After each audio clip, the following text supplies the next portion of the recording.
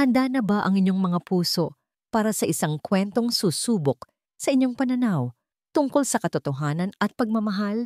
May mga kasinungalingang kay daling paniwalaan at may mga katotohanang kay hirap pakinggan, lalo na kung galing sa bibig ng isang musmos. Halina't pakinggan natin ang isang salaysay na magpapatunay na ang pinakamaliit na tinig ang siyang maaaring maging pinakamalakas na sigaw para sa katarungan.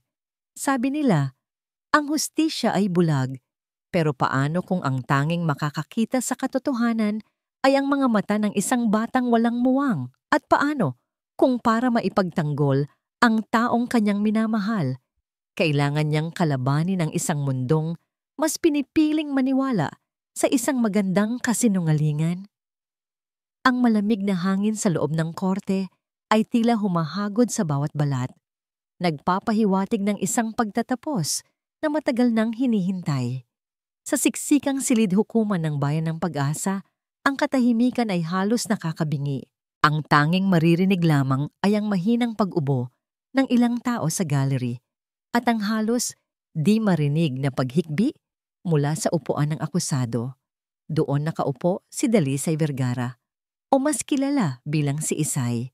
Ang kanyang mukha, na dati laging may ngiti para sa alagang si Sinag, ay blangko ngayon sa pighati.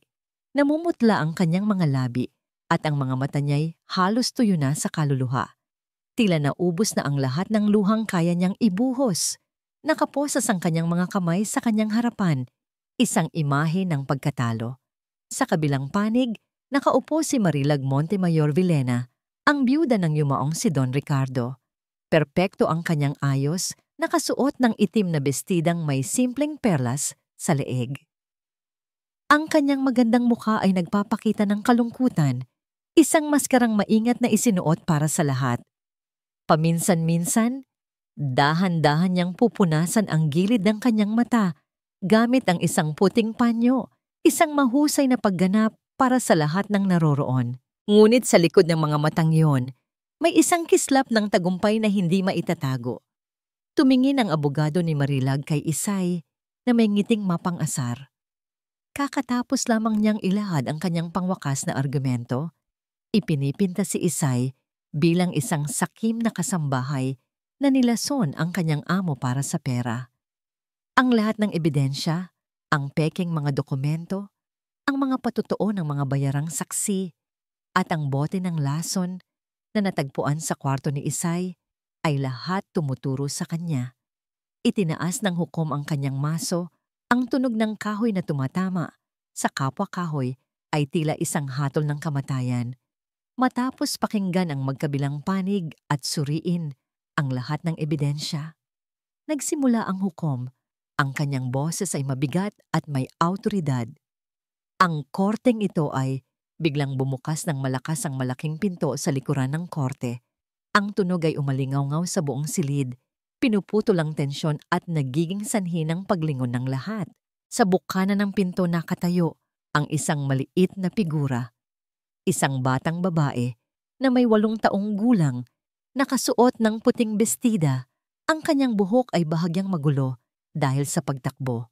Ang kanyang dibdib ay mabilis na tumataas baba at sa kanyang mga mata ay mayroong pinaghalong takot at determinasyon. Siya si Sinag del Sol, ang nag-iisang anak ni Don Ricardo. "Ning?" bulong ni Isay. Ang kanyang puso ay biglang tumibok ng malakas. Isang patak ng pag-asa ang biglang sumilay sa kanyang kaluluwang halos mamatay na. Sa isang iglap, nawala ang perpektong pagkakalma sa mukha ni Marilag. Napalitan ito ng purong gulat at galit. Isang mabilis na kislap na agad din niyang itinago sa likod ng kanyang maskara ng pagluluksa. Ngunit nakita ito ni Isay. At sapat na yon. Bago pa man makakilos ang mga gwardya, tumakbo na si Sinag papasok sa korte. Ang kanyang maliliit na paa ay mabilis na humakbang sa sahig na marmol. Ang kanyang mga mata ay nakatuon lamang sa isang tao, ang kanyang yaya Isay. "Huwag po, pakiusap," sigaw ng bata. Ang kanyang tinig ay mataas, ngunit malinaw, puno ng desperasyon. "Guardia! Ilabas ang bata!" Utos ng hukom. Nagulat sa biglaang pangyayari. Ngunit huli na. Nakalapit na si Sinag sa gitna, sa pagitan ng upuan ng akusado at ng mesa ng prosekusyon. Huminto siya, hiningal, at buong tapang na hinarap ang hukom. Itinuro niya ang kanyang yaya Isay na ngayon ay napaluhana nang makita siya. Hindi po siya ang may kasalanan. Patuloy na sigaw ni Sinag. Ang luha ay nagsisimula ng mamuo sa kanyang mga mata. Wala pong kasalanan si Yaya Isay. Mahal niya po ang papa ko. Hindi niya po kayang gawin yon. Nagkaroon ng bulungan sa buong korte. Ang abogado ni Marilag ay mabilis na tumayo. "Objection, Your Honor. Ang bata ay halatang nalilito at maaaring naiimpluwensyahan lamang." Ngunit hindi pinansin ni Sinag ang abogado. Ibinaling niya ang kanyang daliring nanginginig at itinuro si Marilag na ngayon ay nakatayo na rin. Ang mukha ay nagpapakita ng di makapaniwalang pagkabigla. "Siya po!" ang sigaw ni Sinag. Ang kanyang boses ay umalingaw-ngaw sa bawat sulok ng silid. "Ang madrasta ko po, si Tita Marilag. Siya ang pumatay sa papa ko." Isang nakabibinging katahimikan ang bumalot sa korte. Ang bawat mata ay nakatuon sa maliit na batang babae na buong tapang na gumawa ng isang akusasyon na magbabago sa lahat. Ang hangin ay puno ng pagkabigla, pag-aalinlangan, at isang biglaang, nakakakabang na tanong. Nagsasabi ba siya ng totoo? Pumukpok ng malakas ang hukom sa kanyang mesa. Ang tunog ay tila kulog. "Katahimikan! Order in the court!" Ang kanyang mga mata, matalas at seryoso, ay nakatuon ngayon kay Sinag. Sa kabila ng kaguluhan, nanatiling nakatayo ang bata. Ang kanyang mga mata ay puno ng luha, ngunit hindi natitinag.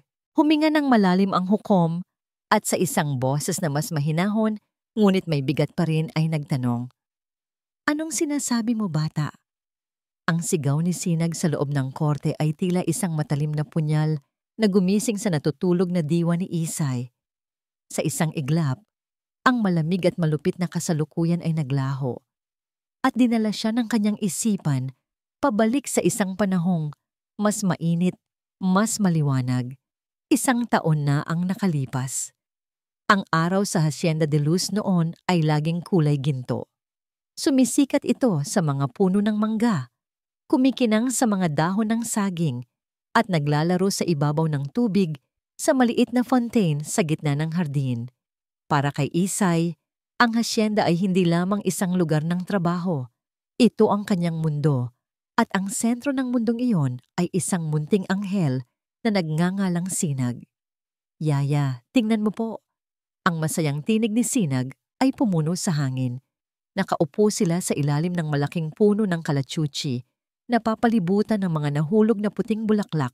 Sa harapan nila ay isang basket na puno ng mga bagong pitas na sampagwita. "Ang galing-galing naman ng alaga ko." Malambing na sabi ni Isay habang pinapanood ang maliliit na daliri ni Sinag na maingangat na tinutusok ang bawat bulaklak sa sinulid. Gumagawa sila ng kwintas na sampagwita, isang ritual na ginagawa nila tuwing hapon. "Konting-konti na lang at mas mahaba na ang gawa mo kaysa sa akin." Ngumiti ng malaki si Sinag. Ipinagmamalaki ang kanyang ginagawa. "Para po sa inyo ito, Yaya. At yung isa po para kay Papa. Para po kahit nasa trabaho siya, naamoy niya tayo." Isang mainit na damdamin ang bumalot sa puso ni Isay. Hinaplos niya ang buhok ng bata. "Napakabait mo talaga, Ning. Siguradong matutuwa ang papa mo." Sa 9 na taong paninilbihan niya sa mga Bilena, mula nang isilang si Sinag, si Isay na ang naging anino ng bata. Siya ang tagapagtanggol sa mga halimaw, sa ilalim ng kama, ang taga-aliw sa bawat gasgas at bukol, ang kasama sa bawat laro at tawa. Mabait na amo si Don Ricardo, isang ama na walang hanggan ang pagmamahal sa anak. Ngunit ang kanyang negosyo ay madalas na umaagaw sa kanyang oras, at sa mga panahong yon, si Isay ang laging naroon. Maya-maya, matapos ang kanilang paggawa ng kwintas, tumayo si Sinag at nagtatakbo sa malawak na damuhan, hinahabol ang isang paru-parong may kulay asul. Dahan-dahan lang, Ning, paalala ni Isay, natatawa sa walang kapagurang enerhiya ng bata. Kasabay noon, lumabas si Don Ricardo sa sliding door ng kanyang opisina, may hawak na telepono sa tainga. Nakita niya ang anak na naglalaro at ngumiti. Kumaway siya kay Isay, isang kilos ng pasasalamat. Ngunit ang kanyang atensyon ay mabilis na bumalik sa kausap sa telepono. Yes, of course, the shipment needs to be prioritized. Narinig ni Isay na sabi ni Don Ricardo. Ang boses niya ay seryoso. Sa kanyang paghahabol, hindi napansin ni Sinag ang isang nakausling ugat ng puno. Natisod siya at bumagsak sa damuhan. Isang malakas na iyak ang pumunit sa tahimik na hapon. Aray ko po, Yaya. Hindi pa man tapos magsalita si Sinag, si Isay ay nakatakbo na palapit sa kanya. Mas mabilis pa sa isang iglap. Lumuhod siya at niyakap ang umiiyak na bata. Saan ang masakit, anak? Patingin kay Yaya, sabi niya sa nag-aalalang boses. May maliit na gasgas sa tuhod ni Sinag, medyo dumudugo. Agad itong hinipan ni Izay, isang lumang lunas na laging epektibo. Shh, tahan na. Mawawala din yan. Lalagyan natin ng gamot mamaya. Tapos bibigyan kita ng paborito mong ice cream. Okay ba yon? Dahan-dahang tumahan si Sinag. Ang kanyang mga hikbi ay napalitan ng pagsinghot. Tumingala siya kay Don Ricardo na nakatayo pa rin sa di kalayuan. Ang telepono ay nasa tainga pa rin. Ang mukha ay nag-aalala. Okay lang ba siya, Isay? Tanong ni Don Ricardo, medyo malakas para marinig. May kausap lang ako, importante. Tumango si Isay. Opo, Don Ricardo. Gasgas lang po. Binuhat niya si Sinag na agad yumakap sa kanyang leeg. Habang naglalakad sila pabalik sa bahay, naramdaman ni Isay ang bigat ng pagtitiwala sa kanyang mga bisig. Hindi ito bigat ng isang bata, kundi bigat ng isang buong mundo. Gabi na. Matapos malinis at magamot ang sugat at matapos kumain ng hapunan, oras na para matulog si Sinag. Nakahiga na ang bata sa kanyang kama habang binabasahan siya ni Isay ng paborito niyang libro tungkol sa isang alitaptap na gustong maging bituin. At dahil sa kanyang kabutihan, tinupad ng diwata ng gabi ang kanyang hiling. Malambing, nabasa ni Isay. Ang munting alitaptap ay naging ang pinakamaliwanag na bituin sa kalangitan. Isinara ni Isay ang libro. Ang aral, Ning, ay kahit gaano kakaliit, basta't mabuti ang puso mo, abot mo ang lahat ng pangarap mo. Tumingin si Sinag sa kanya. Ang mga mata ay inaantok na. Yaya, di mo po ako iiwan, di ba? Kahit maging bituin na ako? Ngumiti si Isay at hinalikan ng noo ng bata. Kahit kailan, hinding-hindi ka iiwan ni Yaya. Dito lang ako palagi sa tabi mo. Pangako yan. Pinatay niya ang ilaw sa tabi ng kama. Nag-iwan lamang ng maliit na night lamp na hugis buwan. Palabas na sana siya ng kwarto nang marinig niya ang isang mahinang bulong. Mahal na mahal po kita, Yaya Ise. Napahinto si Isay. Mahal na mahal din kita, Sinag. Matulog ka na. Sa sala, naabutan niya si Don Ricardo na nagkakape. Mukhang pagod ito mula sa maghapong trabaho. Tulog na ba siya? Tanong nito. Opo, Don Ricardo. Kagigising lang po nung umiyak kanina, pero mahimbing na po ulit. Sagot ni Isay. Huminga ng malalim si Don Ricardo at tumingin kay Isay ng may sinseridad sa kanyang mga mata. Salamat, Isay. Maraming salamat sa lahat. Hindi ko alam kung anong gagawin namin kung wala ka. Higit ka pa sa isang yaya para sa kanya. Pamilya ka na namin. Ang mga salitang yon ay nagbigay ng kakaibang init sa puso ni Isay. Trabaho ko po yon, sir. At mahal na mahal ko po si Ning. Ngumiti si Don Ricardo, ngunit may kakaibang kislap sa kanyang mga mata ngayon. Isang kislap ng pananabik at, Kaba? Mayroon akong magandang balita, Aisay. Sabi niya, biglang nagbago ang tono. Actually, may sorpresa ako para sa inyong lahat. Umupo siya ng mas tuwid. Ang kanyang mukha ay biglang nagliwanag sa saya. Sa darating na Sabado, may ipapakilala ako sa inyo. Isang taong napakahalaga sa akin. Isang taong makakasama na natin dito sa hasyenda. Ang nangiti sa mukha ni Don Ricardo ay totoo at puno ng pag-asa. Ngunit sa hindi malamang dahilan, sa halip na matuwa, isang malamig na kaba ang biglang gumapang sa dibdib ni Isay. Isang hindi maipaliwanag na pakiramdam ng pangamba na parang anino na dahan-dahang lumalapit sa kanilang maliwanag na mundo. Ang Sabado na yon ay dumating na may kasamang kakaibang hangin. Para kay Sinag, ang buong Hacienda de Luz ay tila naghahanda para sa isang piyesta. Mas abala ang mga kasambahay kaysa karaniwan. Ang mesa sa kanilang malaking hapagkainan ay napapalibutan ng mga sariwang bulaklak at may naamoy siyang masarap na niluluto mula sa kusina. Sino po ba ang darating, Papa? Tanong ni Sinag sa kanyang ama habang inaayos nito ang kanyang kurbata sa harap ng salamin. Ngumiti si Don Ricardo, isang ngangiting abot tainga na matagal nang hindi nakikita ni Sinag. Isang napaka-espesyal na bisita, anak. Gusto kong maging pinakamabait na bata. Kamamaya, ha? Opo, Papa. Masayang sagot ni Sinag. Ang saya ng kanyang ama ay nakakahawa. Kung masaya si Papa, masaya na rin siya. Nang dumating ang hapon, dumating din ang bisita. Isang magarang itim na kotse ang pumarada sa harap ng kanilang bahay. Unang bumaba ang driver at magalang na binuksan ang pinto sa likuran at mula roon, lumabas ang isang babae. Para kay Sinag, para siyang isang reyna sa pelikula. Matangkad at balingkinita ng katawan, nakasuot ng isang pulang bestida na yakap ang kanyang perpektong hubog. Ang kanyang buhok ay itim na itim at nakaayos sa paraang elegante at ang kanyang mukha. Napakaganda. Ngunit ang nangiti niya, kahit na malapad, ay tila hindi umaabot sa kanyang mga mata. Ricardo, mahal, sabi ng babae. Ang kanyang boses ay kasing lambing ng musika. Sinalubong siya ni Don Ricardo ng isang yakap. Marilag, sagot ni Don Ricardo. Puno ng pagmamahal ang kanyang boses. Halika, gusto kong makilala mo ang aking prinsesa. Inakay siya ni Don Ricardo palapit kay Sinag. Si Yaya Isay ay nakatayo sa likuran ng bata. Ang mga kamay ay nasa balikat niya. Lumuhod si Marilag para magpantay sila ni Sinag. Ang kanyang pabango ay amoy bulaklak.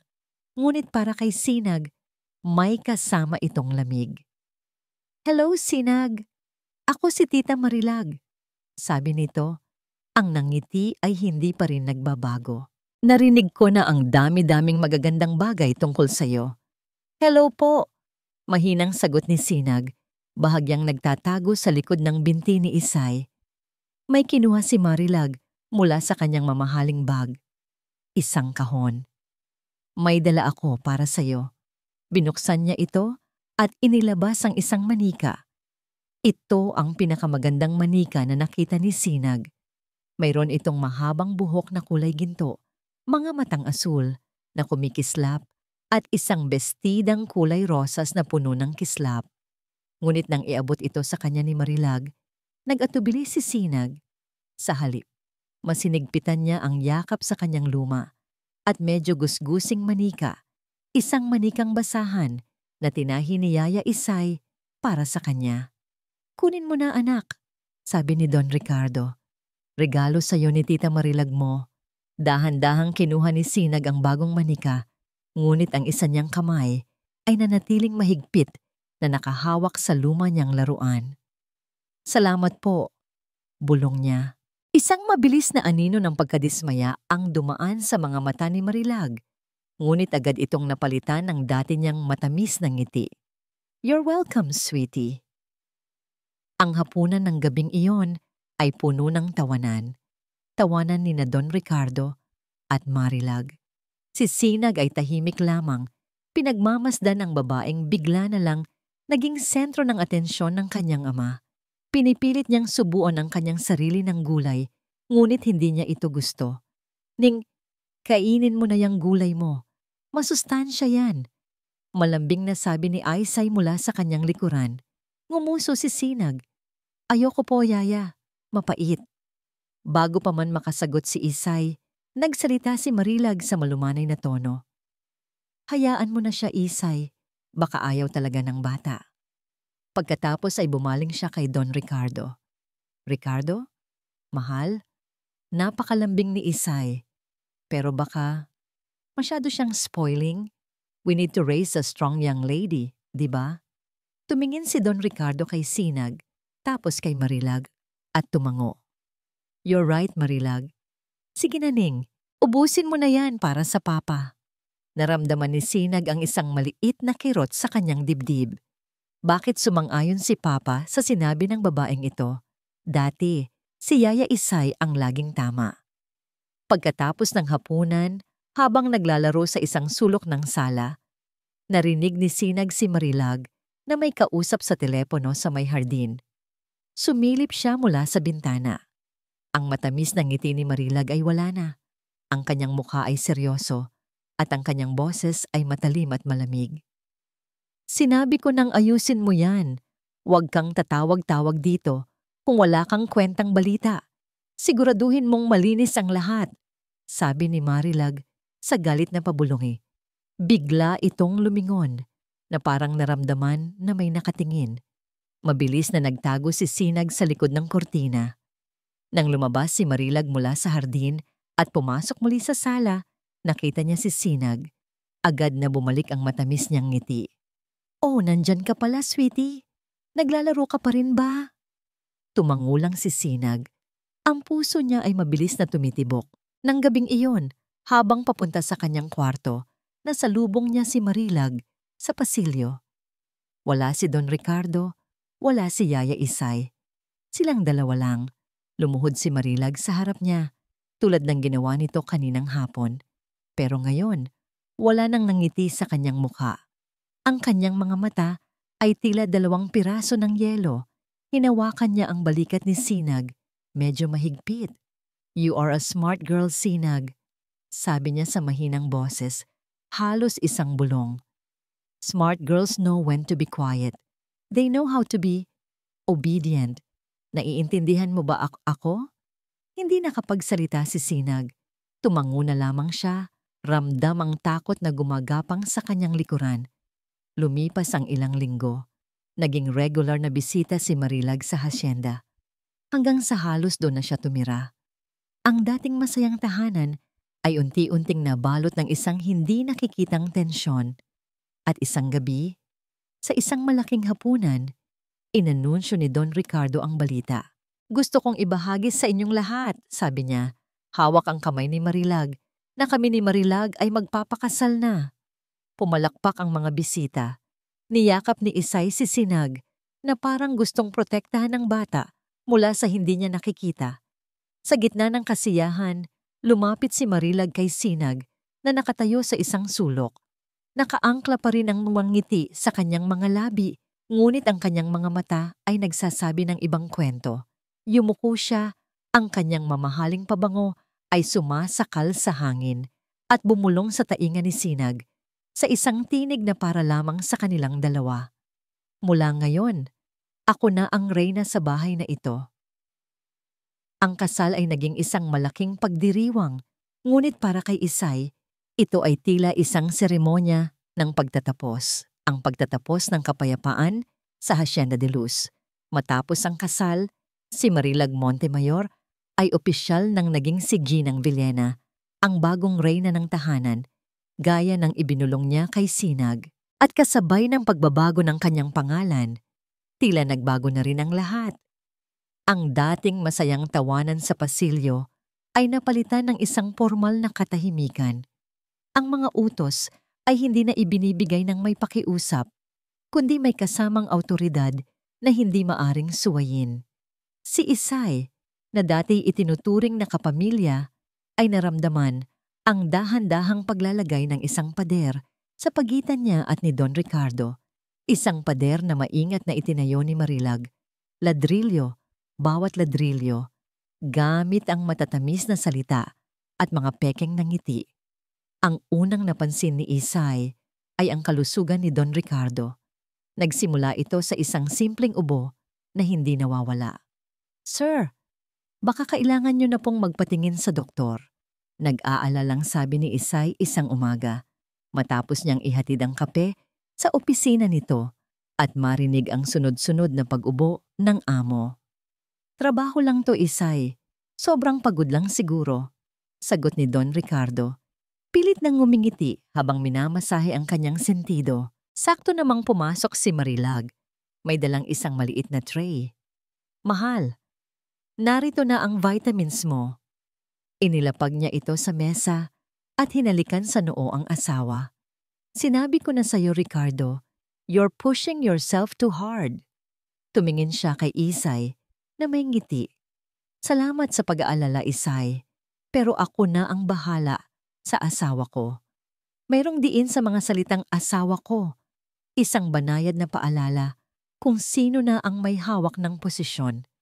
Naramdaman ni Isay ang kirot, isang pakiramdam na siya ay itinutulak palayo. Lumipas ang mga araw at ang simpleng ubo ay nasundan ng madalas na pagkahilo. Isang hapon, habang naglalakad sa hardin, biglang napakapit si Don Ricardo sa isang poste. Tila nawalan ng balanse. Mabilis na lumapit si Isay at Sinag. "Papa, okay ka lang po?" tanong ni Sinag. Ang mukha ay puno ng pag-aalala. "Okay lang ako, anak. Nahilo lang ako bigla," sagot ni Don Ricardo. Ngunit ang pag-aalala sa mukha ni Isay ay hindi nawala. At ang mas nakapagpabahala sa kanya ay ang reaksyon ni Marilag. Palagi itong kalmado, palaging may handang paliwanag. "Stress lang yan," lagi niyang sinasabi. Kailangan lang ni Ricardo ng mas maraming pahinga. Isang linggo pagkatapos noon, ipinatawag ni Marilag si Isay sa kanilang silid.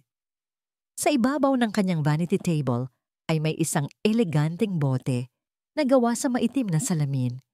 "Isay, tingnan mo," sabi ni Marilag, itinataas ang bote. "Pinakuha ko ito sa isang sikat na herbalist sa probinsya. Ito ay isang special herbal supplement para kay Ricardo. Sabi ng doktor niya, makakatulong daw ito na palakasin ang kanyang resistensya. Mas mabisa raw kaysa sa mga gamot na chemical." Kinuha ni Isay ang bote. Mukha itong mamahalin. Wala namang kakaiba.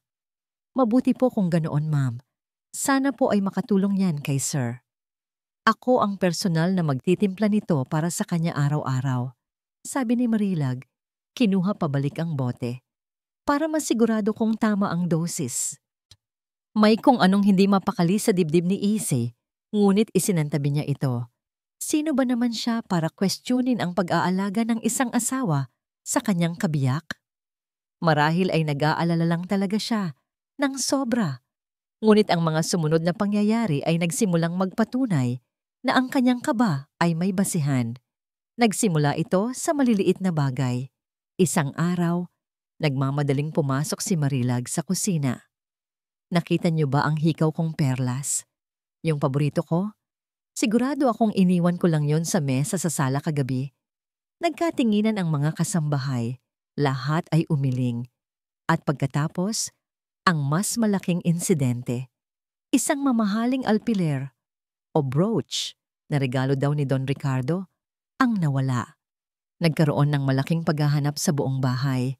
Si Marilag ay umiiyak. Sinasabing napaka-sentimental ng bagay na yon sa kanya.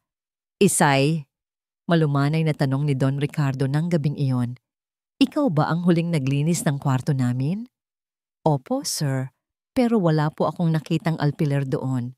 Nag-iingat po ako palagi kapag naglilinis." Mabilis na sagot ni Isay, ramdam ang panunuyo ng kanyang lalamunan. Kinabukasan, habang nilalabhan ni Isay ang mga damit, may narinig siyang sigaw mula sa laundry area. Si Marilag. "Ayan! Sinasabi ko na nga ba?" Sa ibabaw ng tumpok ng mga damit na ilalagay sa washing machine, sa loob ng bulsa ng uniforme ni Isay, naroon ang nawawalang alpiler. Nanlaki ang mga mata ni Isay. Ma'am, paano po?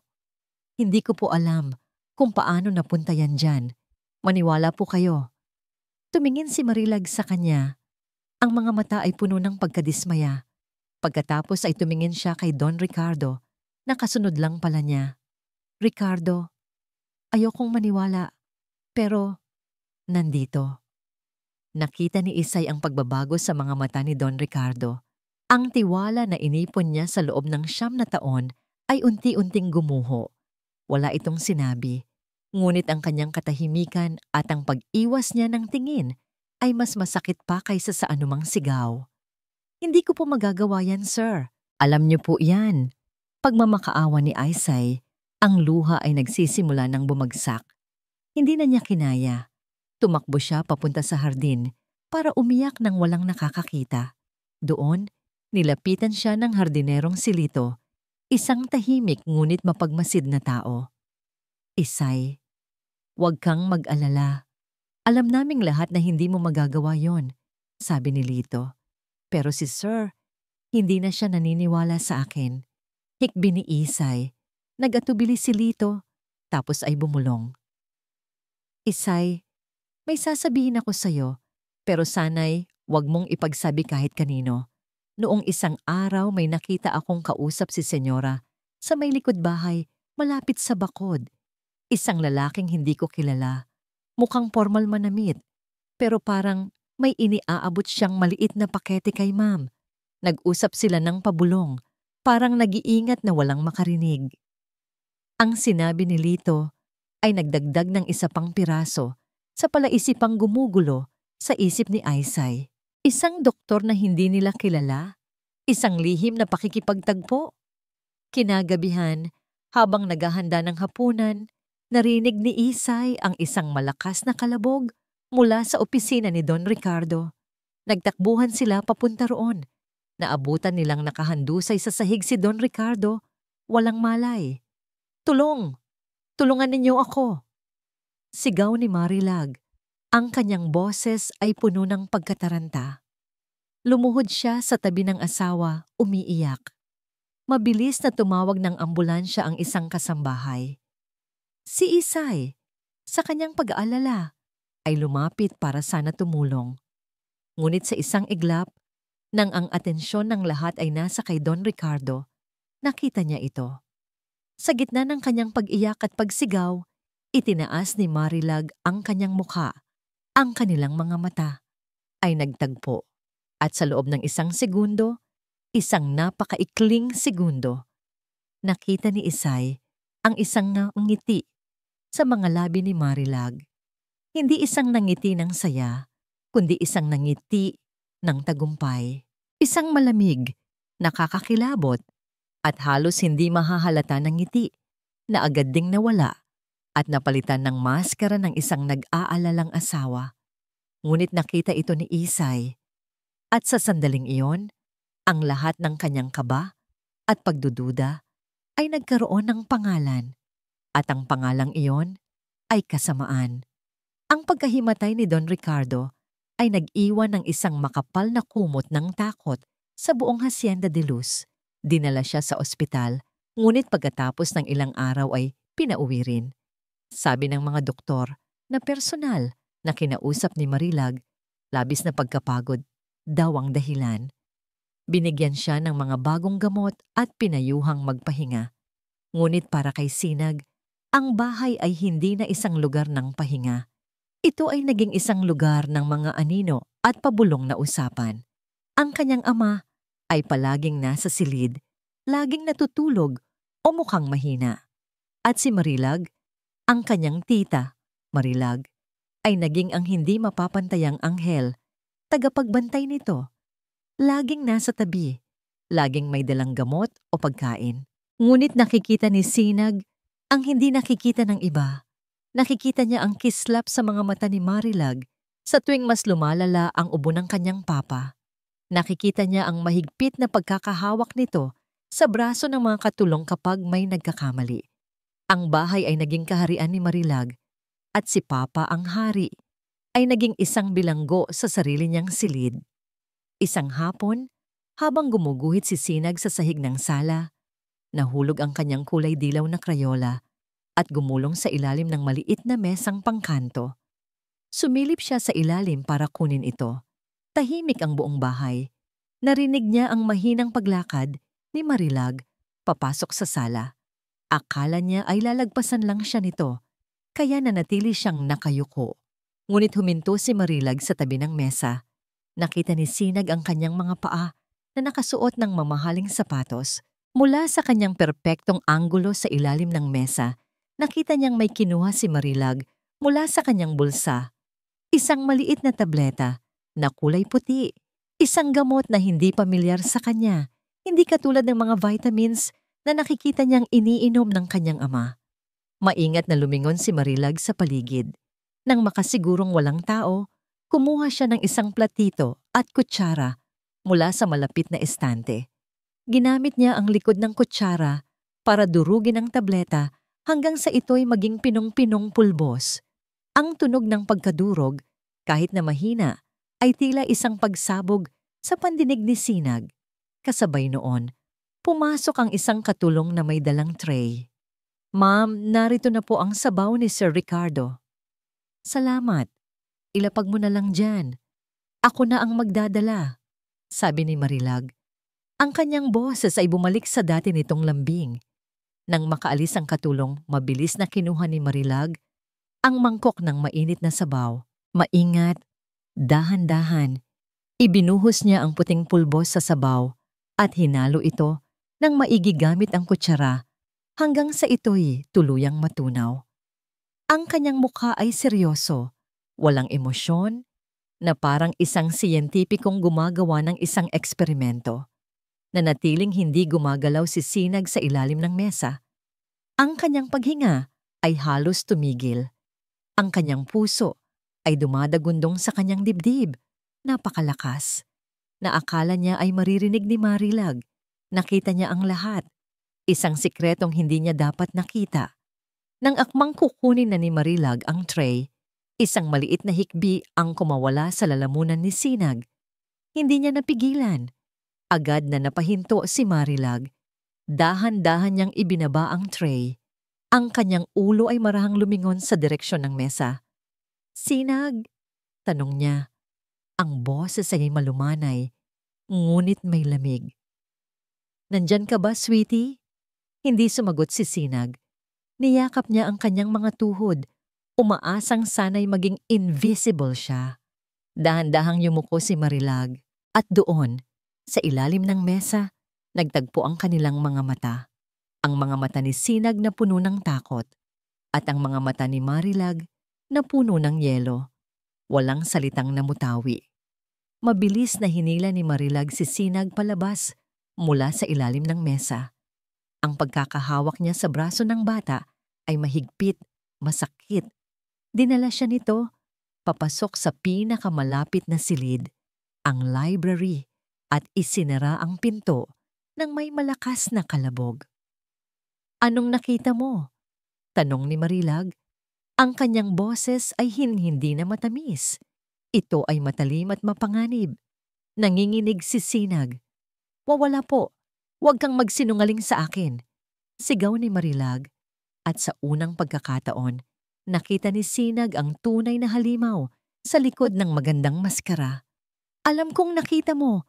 Anong nakita mo?" Umiyak na si Sinag. "Nakita ko po. Dinurog niyo po yung gamot." Isang nakakatakot na ngiti ang sumilay sa mga labi ni Marilag. Binitawan niya ang braso ni Sinag at lumuhod sa harap niya. Hinawakan ang kanyang mga balikat. "Makinig ka sa akin, Sinag," sabi niya sa isang mapanganib na bulong. Ang mga batang nakakakita ng mga bagay na hindi nila dapat makita. Kung minsan, napapahamak ang mga taong mahal nila. Naiintindihan mo ba? Umiling si Sinag. Ang luha ay tuloy-tuloy sa pag-agos. "Mahal mo si Yaya Isay mo, di ba?" Patuloy ni Marilag. Ang kanyang mga daliri ay humihigpit sa balikat ng bata. Siya ang pamilya mo, di ba? Gagawin mo ang lahat para hindi siya mapahamak. Tama? Tumango si Sinag. Ang takot ay tuluyang bumalot sa kanyang buong pagkatao. Mabuti, sabi ni Marilag. Dahil kung may pagsasabihan ka kahit isa, kahit kay Yaya Isay mo, tungkol sa kahit anong nakita mo, sisiguraduhin kong ipadadala ko si Isay sa isang lugar na napakalayo. Isang lugar kung saan hindi mo na siya makikita. Kailanman. Pagkatapos noon, pinunasan ni Marilag ang mga luha ni Sinag gamit ang kanyang hinlalaki.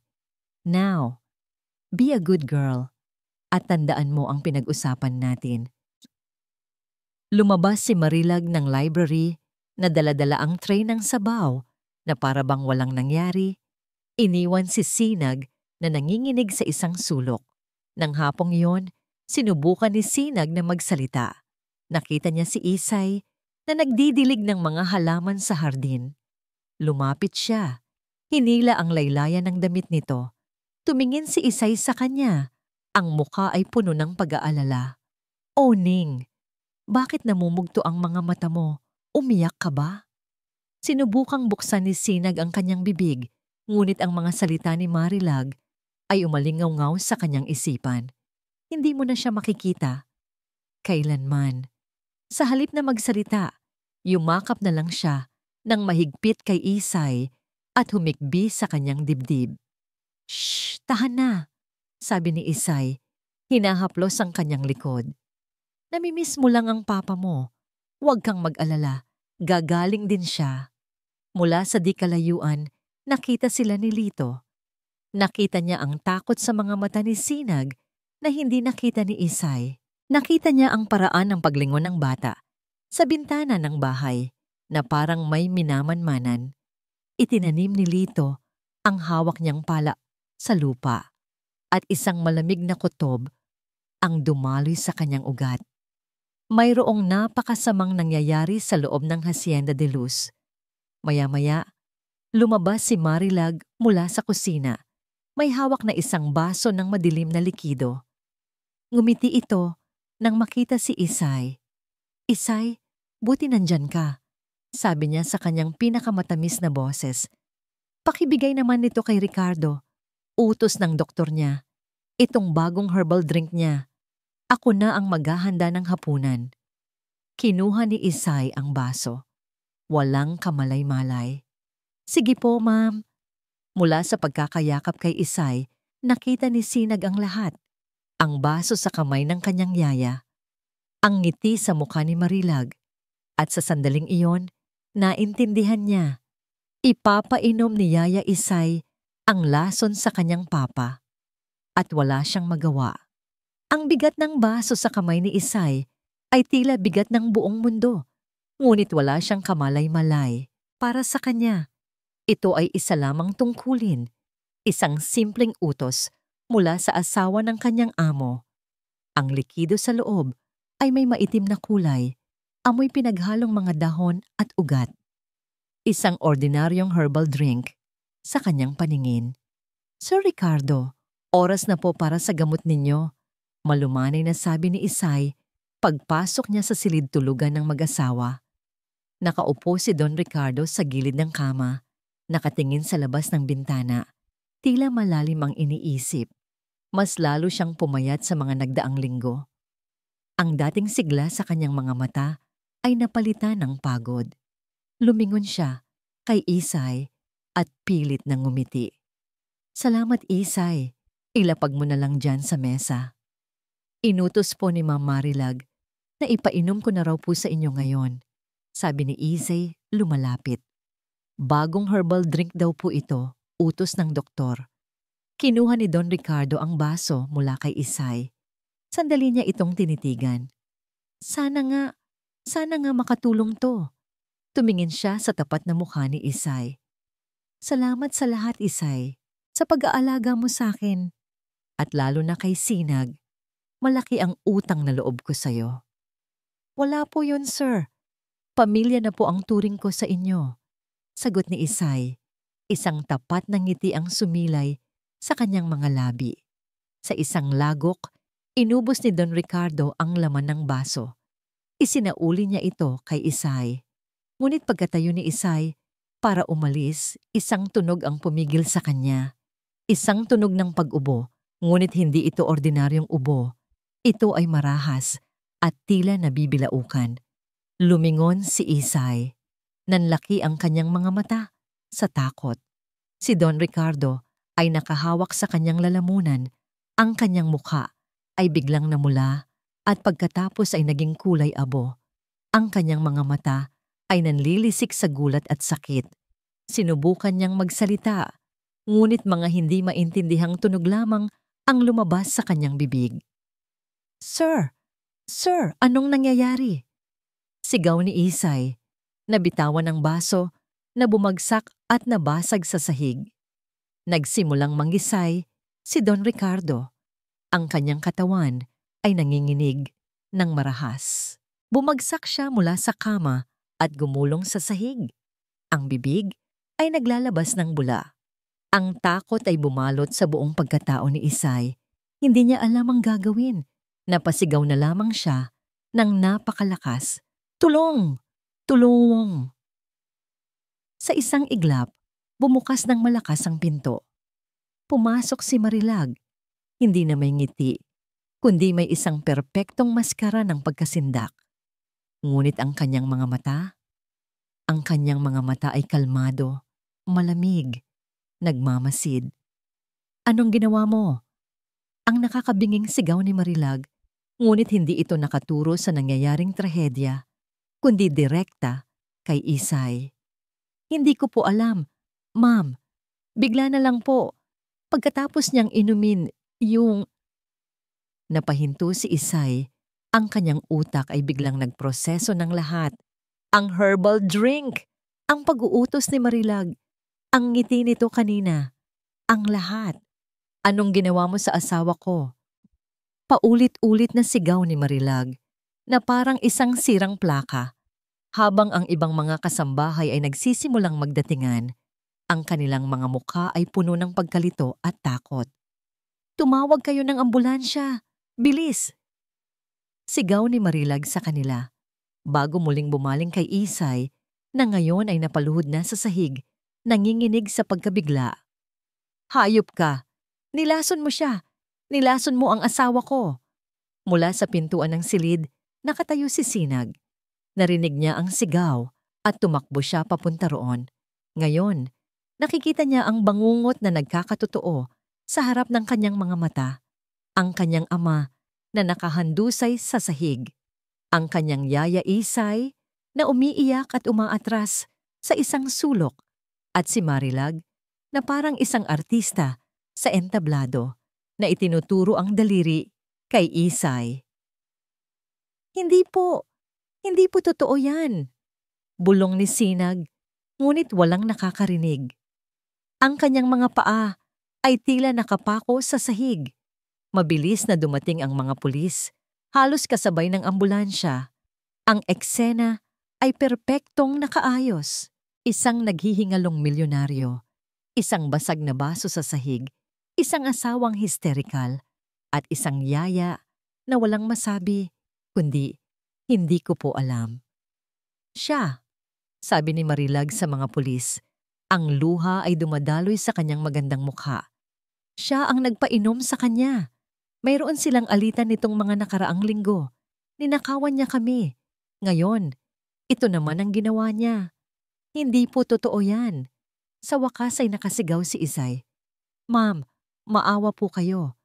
Kayo po ang nag-utos sa akin na ibigay yan." "Sinungaling," ganti ni Marilag. "Halughugin ninyo ang kwarto niya. Sigurado akong may makikita kayo." Sinunod ng mga pulis.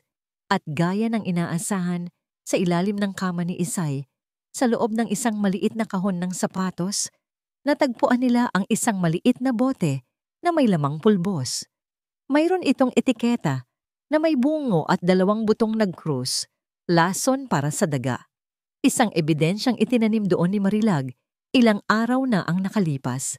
Gumuho ang mundo ni Isay. Walang sino man ang maniniwala sa kanya. Ang lahat ay nakaplano. Siya ang ginawang salarin. Pinusasan ng mga pulis ang kanyang mga kamay. Habang hinihila siya palabas ng silid, ang kanyang mga mata ay desperadong hinanap ang isang tao. Si Sinag. Nakita niya ang bata na nakatayo pa rin sa may pintuan. Ang mukha ay basang-basa sa luha. Ang katawan ay nanginginig sa takot. Nagtama ang kanilang mga mata. Sa mga mata ni Sinag, nakita ni Isay ang katotohanan. Alam ng bata. Alam niya. Alagaan mo ang sarili mo, Ning. Sigaw ni Isay habang hinihila siya palayo ng mga pulis sa pasilyo. Mahal na mahal ka ni Yaya. Sumara ang pinto ng police car nang may malakas na kalabog. Ang tunog na yon ay ang tunog ng pagtatapos ng kanyang buhay at kalayaan. Ang tunog ng perpektong krimen.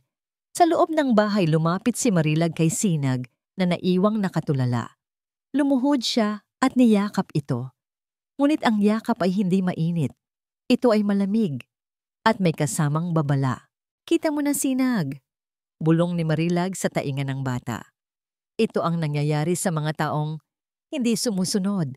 Tahan na, mula ngayon, ako na ang mag-aalaga sa'yo. Ang tunog ng sirena ng ambulansya at police car na papalayo ay ang huling tunog ng dating mundo ni Sinag. Nang mawala ang mga tunog na yon, ang naiwan ay isang katahimikang mas nakakabingi pa kaysa sa pinakamalakas na sigaw. Isang katahimikang amoy kamatayan, pagkakanulo, at kasinungalingan. Hindi na nailigtas si Don Ricardo. Opisyal na idineklara ang kanyang pagkamatay bago pa man makarating sa ospital. Ang dahilan, matinding pagkalason, at ang nag-iisang suspek, si Dalisay Isay Vergara, ay agad na ikinulong. Para sa labas ng mundo, ang Hacienda de Luz ay naging isang lugar ng trahedya. Si Marilag Villena, ang magandang byuda, ay naging simbolo ng isang pusong nawasak. Ang kanyang mga larawan sa dyaryo ay nagpapakita ng isang babaeng nagluluksa. Ang kanyang mga mata ay laging namumugto sa likod ng itim na bilog. Ngunit sa loob ng mga pader ng hasyenda, ang realidad ay ibang-iba. Ang Hacienda de Luz ay naging kaharian ni Marilag at si Sinag ang kanyang bilanggo. Ang libing ni Don Ricardo ay isang malaking palabas. Dumating ang lahat ng importanteng tao sa bayan ng Pag-asa. Si Marilag, sa kanyang itim na bestida, ay tumanggap ng bawat pakikiramay na may kasamang mga hikbi at nanginginig na pasasalamat. Si Sinag ay nakatayo sa tabi niya, isang maliit na estatwa na nakasuot din ng itim. Ang kanyang mukha ay blanko. Hinawakan siya ni Marilag sa balikat sa buong seremonya. Isang imahe ng isang mapagmahal na madrasta na umaalo sa naulilang bata. Ngunit ang pagkakahawak ni Marilag ay hindi malambing. Ito ay mahigpit, isang babala, isang paalala kung sino ang may kontrol. Pagkatapos ng libing, nagsimula ang tunay na impyerno para kay Sinag. Ang kanyang kwarto, na dati puno ng liwanag at mga laruan, ay naging kanyang selda. Hindi na siya pinapayagang maglaro sa hardin. Ang kanyang mga araw ay ginugugol sa loob ng bahay, palaging nasa ilalim ng mapagmasid na mga mata ni Marilag. O nang bago nitong personal na katulong, isang babaeng may matalim na tingin na hindi kailanman ngumingiti. Isang araw, pumasok ang abogado ng kanyang ama sa bahay para kausapin si Sinag. Para lang ito sa investigasyon, sabi ng abogado. Bago sila iwanang mag-usap, lumuhod si Marilag sa harap ni Sinag. Hinaplos niya ang pisngi ng bata, ngunit ang kanyang mga mata ay malamig. Sinag, mahal, alam kong nalilito ka pa, bulong niya. Sapat lang para marinig nilang dalawa. Tandaan mo, sasabihin mo lang sa kanya ang totoo. At ang totoo ay, nakita mong naglagay si Yaya Isay mo ng kung anong bagay sa inumin ng papa mo, tama ba? Tumingin si Sinag sa mga mata ni Marilag. Nakita niya ang banta. Nakita niya ang imahe ni Yaya Isay na hinihila palayo. Tumango siya ng dahan-dahan. Sa harap ng abogado, ganoon nga ang sinabi niya. Isang kasinungalingang masakit bigkasin na parang mga bubog na dumadaan sa kanyang lalamunan. Pagkatapos, umalis ang abogado na may pagtango. Kontento na sa kanyang narinig. At si Marilag ay ngumiti. Sinubukan ni Sinag na lumaban sa sarili niyang paraan. Isang gabi, nakita niyang naiwan ni Marilag ang cellphone nito sa sala. Alam niyang may numero doon, si Lito, ang hardinero. Dahan-dahan siyang lumapit, kinuha ang telepono. Nanginginig ang kanyang mga daliri habang hinahanap ang pangalan ni Lito. Ngunit bago pa niya ito mapindot, isang anino ang tumabon sa kanya. "Anong ginagawa mo?" Ang boses ni Marilag ay mahinahon, ngunit nagpatindig ito ng balahibo sa batok ni Sinag. Mabilis niyang ibinaba ang telepono, ngunit huli na. Kinuha ito ni Marilag mula sa kanyang kamay. Nakita nito ang pangalan ni Lito sa screen. Hindi siya sinigawan ni Marilag. Mas malala pa roon. Ngumiti ito. Si Lito, ang matapat na hardinero. Itinago niya ang telepono. Sa tingin ko, oras na para magbawas ng mga tauhan dito sa hasyenda. Masyado nang maraming gastos. Kinabukasan, hindi na nakita ni Sinag si Lito. Pinalis siya ni Marilag na parang alikabok. Ang huling sinag ng pag-asa ni Sinag ay nawala. Ang buhay ni Sinag ay naging isang walang katapusang pagkukunwari.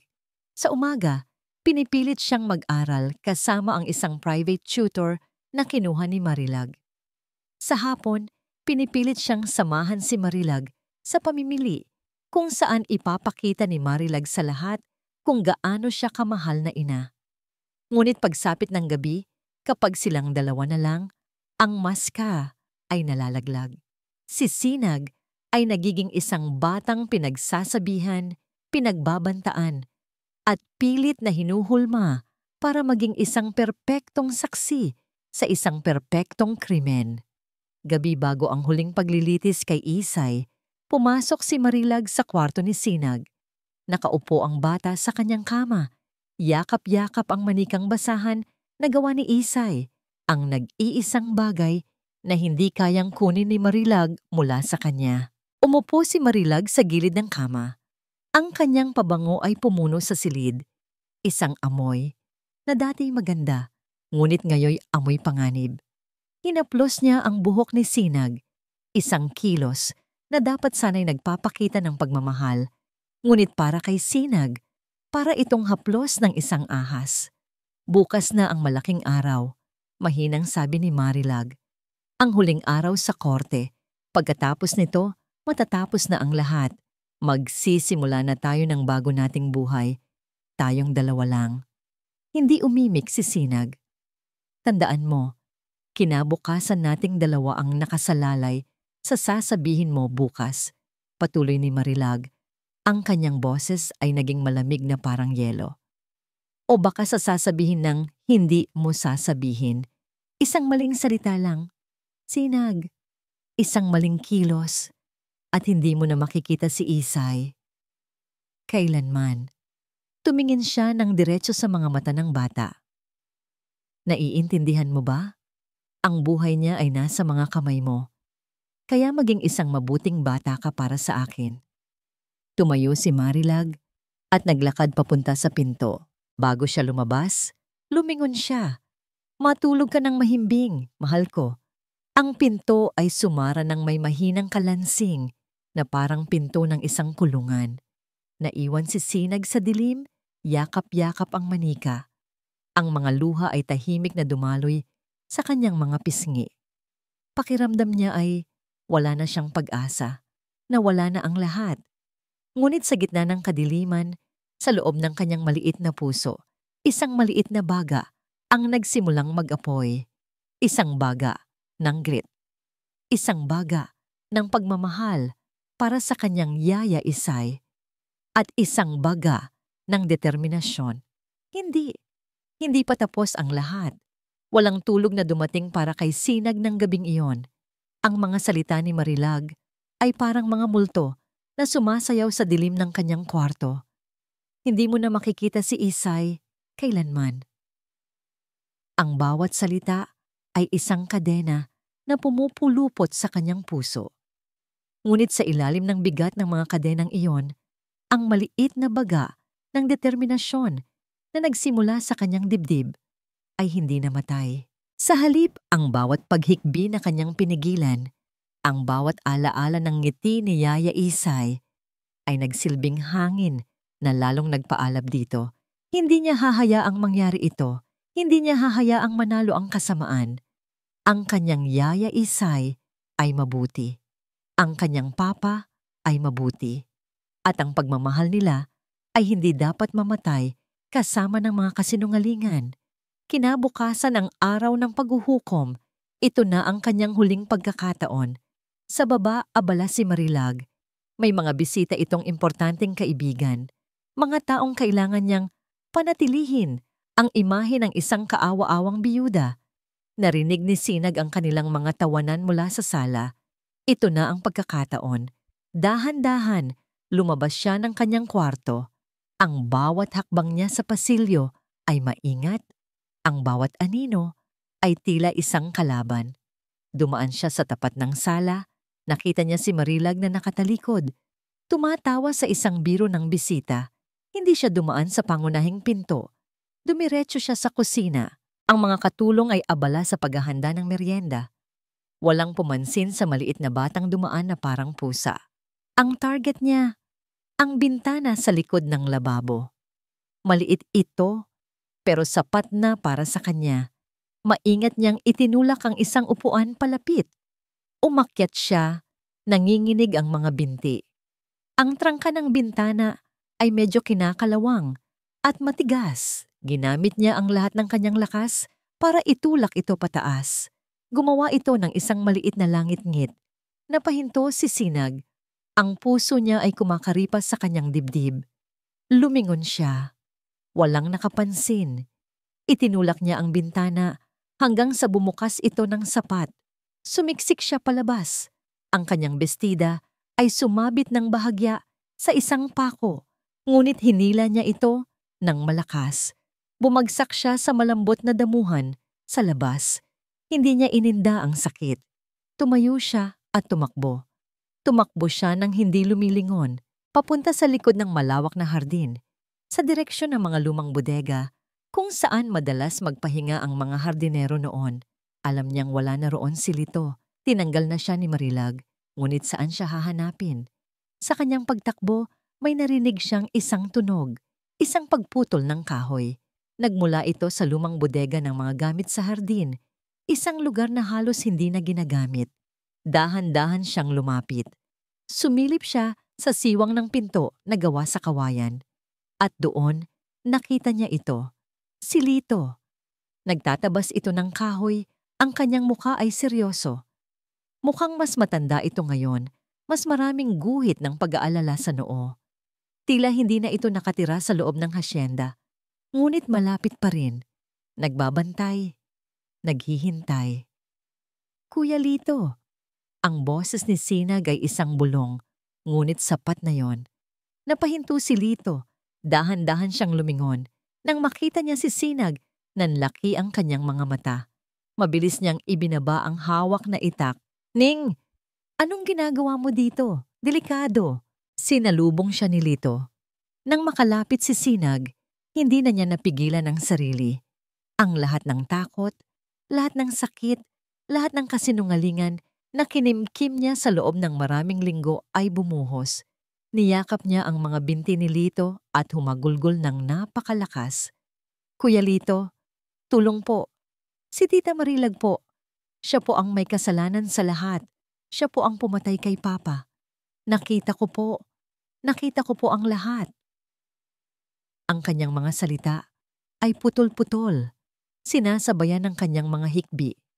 Lumuhod si Lito at niyakap ang bata. Ang kanyang malalaki at magagaspang na kamay ay marahang humaplos sa likod ni Sinag. Shh! Alam ko, Ning. Alam ko. Naniniwala ako sa'yo. Ikinuwento ni Sinag ang lahat. Ang pagdurog ng tableta. Ang paghalo nito sa sabaw. Ang pagbabanta sa library. Ang pag-utos kay Isay na dalhin ang huling inumin. Nakinig si Lito nang walang pagputol. Ang kanyang mukha ay dahan-dahang nag-aapoy sa galit at awa. Nang matapos si Sinag, Hinawakan niya ito sa magkabilang balikat. Hindi ka nag-iisa, Ning, sabi ni Lito sa isang seryosong boses. Mayroon din akong nakita at mayroon akong narinig. May kinuha si Lito mula sa kanyang bulsa. Isang luma at medyo basag na cellphone. Mula noong una, nagdududa na ako kay Senyora. Noong araw na nakita ko siyang may kausap na lalaki sa likod bahay, sinundan ko sila. Nagtago ako sa mga halaman. Nag-aaway sila. At ginawa ko ito. Pinindot niya ang isang button sa telepono. May tumunog na isang recording. Ang kalidad ay hindi perpekto. May mga tunog ng hangin at mga kuliglig, ngunit ang mga boses ay malinaw. Hindi maaari. Masyadong delikado ang pinapagawa mo sa akin, Marilag. Boses ng isang lalaki. Ang doktor. Wala kang pagpipilian. Ang sagot. Ang boses na yon. Malamig, matalim. Walang duda na boses ni Marilag. Ang tunay niyang boses. Ibibigay mo ang laso na yon o sisirain ko ang buong pamilya mo. Huwag mo akong susubukan. Pinatay ni Lito ang recording. Nanlaki ang mga mata ni Sinag, hindi sa takot, kundi sa pagkamangha. Ang lason na nakita niyang dinurog, ang banta na kanyang narinig sa library, ang lahat ng kasamaang kinimkim niya sa kanyang dibdib. Lahat ng yon ay totoo. At ngayon, mayroon ng katibayan. Hindi lamang siya ang nakakaalam. Narinig niyo po, bulong ni Sinag. Ang kanyang boses ay nanginginig ngunit puno ng bagong pag-asa. Narinig niyo po talaga si Tita Marilag. Tumango si Lito. Ang kanyang mukha ay seryoso at determinado. Matagal ko nang tinago yan, Ning. Natakot ako. Pagkatapos kang tanggalin sa trabaho, sino ba naman ako para paniwalaan laban sa isang Senyora Villena? Isang hamak na hardinero lang ako. Baka ako pa ang baliktarin at pagbintangan. Huminga siya ng malalim. Pero mali ako na nanahimik lang. Araw-araw, kinakain ako ng konsensya ko habang alam kong si Isay ang nagdurusa sa kulungan para sa kasalanang hindi niya ginawa. Naghintay ako ng tamang pagkakataon, ng tamang panahon, at ang pagdating mo ngayon, ito na siguro ang senyales. Hinawakan niya ang maliliit na kamay ni Sinag. Ang kanyang mga palad ay magaspang dahil sa trabaho, ngunit ang hawak niya ay puno ng proteksyon at tiwala. Ning, makinig kang mabuti, sabi niya. Ang recording na ito ay malakas na ebidensya. Pero kung ako lang mag-isa, ang maglalabas nito, maaaring sabihin nilang peke ito. Nagawa-gawa ko lang. Pero kung ikaw, ang anak ni Don Ricardo, ang magsasabi ng lahat ng nakita mo, at kung iparirinig ko ito bilang suporta sa'yo, baka sakaling pakinggan tayo ng korte. Ang plano ay nagsimulang mabuo sa kanilang mga isipan. Isang plano na mapanganib, isang sugal na ang nakataya ay ang kalayaan ni Isay at ang kanilang mga buhay. Ano po ang gagawin natin? Tanong ni Sinag. Ang kanyang boses ay hindi na boses ng isang batang takot, kundi boses ng isang munting sundalo na handa ng lumaban. Kailangan mong bumalik sa loob ng bahay nang hindi ka niya napapansin. Magpanggap kang natutulog o naglalaro lang sa kwarto mo. Huwag kang magpapahalata ng kahit ano, utos ni Lito. Bukas, sasama ka sa kanya sa korte. Nandun din ako, sa likod, magmamasid. Lumuhod si Lito para magpantay ang kanilang mga mata. Ang kanyang tingin ay seryoso, puno ng bigat ng kanilang gagawin. Ning, makinig ka. Bukas, sa korte, lahat sila ay magsisinungaling. Sasabihin nilang masama si Yaya Isay mo. Sasabihin nilang nalilito ka lang dahil sa nangyari. Susubukan ka nilang takutin. Hinigpitan niya ang hawak sa mga kamay ng bata. Pero ang katotohanan ay nasa panig natin. At mas malakas yon kaysa sa kahit anong kasinungalingan nila. Inabot niya ang kanyang lumang cellphone kay Sinag. Itago mo to. Huwag mong ipapakita kahit kanino. Kapag nasa korte na tayo, hintayin mo ang senyales ko. Ngunit agad din niyang binawi. Hindi. Masyadong delikado. Ako na ang magtatago nito. Ang kailangan ko lang sa'yo ay ang tapang mo. Tumayo siya at ginulo ang buhok ng bata. Sige na, bumalik ka na. At tandaan mo, huminto si Lito. At ang kanyang huling mga salita ay tila isang basbas at isang mabigat na responsibilidad na iniatang sa mga balikat ng isang 8 taong gulang na bata. Kailangan mong maging matapang bukas, Ning. Kapag tinawag ka nila, iyon na ang pagkakataon natin. Ang tanong ng hukom ay bumitin sa hangin. Isang tanikalang humihila sa lahat pabalik sa kasalukuyan. Anong sinasabi mo, bata? Para kay Isay, na kanina pa'y lumulutang sa dagat ng mga alaala, ang sigaw ni Sinag ay isang salbabida at isang ankla ng sabay. Inangat nito ang kanyang espiritu mula sa pagkakalunod sa kawalan ng pag-asa, ngunit kasabay nito'y ibinagsak siya sa isang bagong takot. Ang takot para sa kaligtasan ng bata. Ang munting anghel niya ay sumusuong sa isang lungga ng mga demonyo para sa kanya.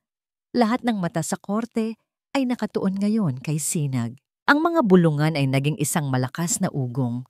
Si Marilag, na sandaling natigilan, ay mabilis na nakabawi. Tumingin siya sa kanyang abogado. Isang halos hindi mahahalata na pagtango ang ibinigay. Agad na tumayo ang abogado. Your Honor, with all due respect, sabi ng abogado, ang kanyang boses ay kalmado, ngunit may pahiwatig ng pangiinsulto. Ang bata ay malinaw na dumadaan sa isang matinding trauma. Ang kanyang ama ay namatay sa kanyang harapan. Siya ay nalilito. Ang kanyang mga sinasabi ay produkto ng isang isipang ginugulo ng pighati. Hindi ito maaring ituring na isang seryosong testimonya. Ngunit hindi inalis ng hukom ang kanyang tingin kay Sinag. Hayaan natin siyang magsalita. Tumingin siya sa bata. Bata, lumapit ka dito. Nanginginig ang mga binti ni Sinag habang naglalakad siya palapit sa pwesto ng mga saksi. Ang bawat hakbang ay tila isang milya ang layo. Dinaanan niya ang kanyang yaya Isay. Nakita niya ang mga luha sa mata nito, mga luha ng takot at pagmamahal. Nagbigay ito sa kanya ng lakas. Tumingin siya kay Marilag. Nakita niya ang galit sa mga mata nito. Nakatago sa likod ng isang maskara ng pag-aalala. Lalo siyang naging determinado. Itaas mo ang iyong kanang kamay, sabi ng clerk ng korte. Ginawa ni Sinag. Nangangako ka bang magsasabi ng totoo, buong katotohanan, at walang iba kundi ang katotohanan? Opo, sagot ni Sinag. Ang kanyang boses ay maliit ngunit matatag. Magsalita ka, bata, sabi ng hukom. Sabihin mo sa amin ang lahat. Huminga ng malalim si Sinag. Naalala niya ang usapan nila ni Kuya Lito. Kailangan mong maging matapang. Noong hapon bago pumamatay si Papa, nagsimula siya. Ang kanyang boses ay nanginginig sa simula. Naglalaro po ako sa sala. Nagtago po ako sa ilalim ng mesa. Tumingin siya ng diretso kay Marilag. Nakita ko po si Tita Marilag. May kinuha po siyang tableta. Dinurog niya po yon. Pagkatapos, may dumating na sabaw para kay Papa. At hinalo niya po yung dinurog na gamot doon. Isang kolektibong paghinga ng gulat ang narinig mula sa mga tao. Nagpatuloy si Sinag, ang kanyang boses ay unti-unting lumalakas. Nahuli niya po ako. Dinala niya po ako sa library. Sabi niya po sa akin, kung magsasabi daw po ako sa kahit sino, ipapadala niya daw po si Yaya Isay sa malayo, sa lugar na hindi ko na po siya makikita. Tinakot niya po ako. Sa puntong yon, tumayo na ang abogado ni Marilag. Ang kanyang mukha ay puno ng pagkagalit. Objection! Ito ay isang kwentong gawa-gawa lamang ng isang bata. Overruled, kalmadong sabi ng hukom. Magpatuloy ka, bata. Nagsimula ng mamasa ang mga mata ni Sinag. Tapos po, yung huling inumin ni Papa, yung herbal drink. Si Tita Marilag po ang nagbigay noon kay Yaya Isay. Inutusan niya po si Yaya. Wala pong alam si Yaya. Hindi na napigilan ni Sinag ang kanyang mga luha. Ang bigat ng lahat ng kanyang nakita at naramdaman ay bumuhos. At iyon na ang pagkakataong hinihintay ng abogado. Dahan-dahanan siyang lumapit kay Sinag na parang isang lobong papalapit sa isang tupa. "Sinag," sabi niya sa pinakamalumanay niyang boses. "Mahal na mahal mo ang papa mo, tama ba?" Tumango si Sinag. Sumisinghot. "At nalungkot ka ng sobra noong siya'y nawala?" Tumango ulit siya. "At mahal na mahal mo rin ang Yaya Isay mo, di ba?" "Opo." Hikbi ni Sinag. "Hindi ba't di ba totoo, Sinag?" Patuloy ng abogado. Ang kanyang boses ay nagsimulang tumalas na dahil sa sobrang lungkot mo at sa sobrang pagmamahal mo sa yaya mo, handa kang gumawa ng kahit anong kwento para lang mailigtas siya. Baka naman, naisip mo lang ang lahat ng ito dahil gusto mo ng isang taong sisisihin sa pagkawala ng papa mo? "Hindi po totoo yan," sigaw ni Sinag. "Nakita ko po." "Nakita mo nga ba?" Biglang sigaw ng abogado. Ang kanyang boses ay dumagundong sa korte. Natigilan si Sinag sa gulat. "O baka naman may nagsabi lang sa'yo na sabihin niyo ang mga yan. Sabihin mo sa amin, Sinag. Sino ang nagturo sa'yo ng mga kasinungalingang ito?" Ang atake ay masyadong biglaan, masyadong malupit para sa isang bata. Bumuhos ang iyak ni Sinag. Ang kanyang tapang ay biglang gumuho, napalitan ng takot at pagkalito ng isang batang sinisigawan at hindi pinaniniwalaan. Hindi na siya makasagot, tanging mga hikbi na lang ang lumalabas sa kanyang bibig. Sa sandaling iyon, dahan-dahang tumayo si Marilag mula sa kanyang upuan. Ang kanyang mga mata ay puno ng luha. Ang kanyang mukha ay larawan ng isang nasasaktang ina. "Tama na po," sabi niya sa hukom. Ang kanyang boses ay basag sa pag-iyak. "Naaawa na po ako sa bata.